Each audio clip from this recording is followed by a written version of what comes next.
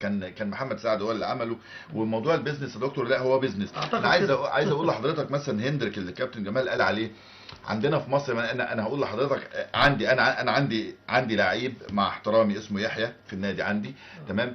يحيى ده من افضل الدفاعات اللي موجوده في مصر. هو بيلعب في القسم الثالث او الرابع. اه. من افضل الدفاعات، اللي من افضل اللاعبين اللي في خط دفاع اللي موجوده في مصر. ده يلعب منتخب مصر، بس هو طبعا عشان في القسم الثالث والرابع محدش بيسال عنه. مش هيحصل انا عليه بيزنس، فبالتالي مش عندي هياخد حسام فرصته. شيكو بهندريك ده 20 مرة مم. برضه بيلعب في فرقتي. اه. تمام. لكن طبعا احنا لمجرد ان اللعيب بيجي شعره اصفر او او مثلا اسود. او اسود خالص، فده يبقى هو ده اللعيب المحترف. لكن احنا لو بصينا في الدوريات، سواء بقى في القسم الثالث والرابع، من هنلاقي من المؤكد من لاعيبتنا. انا المؤكد يا بقول لك يا زميلي. كابتن، يا دكتور، اقسم بالله انا لعيب عندي اسمه يحيى. يحيى يلعب منتخب مصر مرتاح على لعيبه كتير موجوده جوه منتخب مصر. مظبوط. تمام. لكن للاسف احنا بندور في 3 4 10 انديه اللي هم على وش التورته يعني.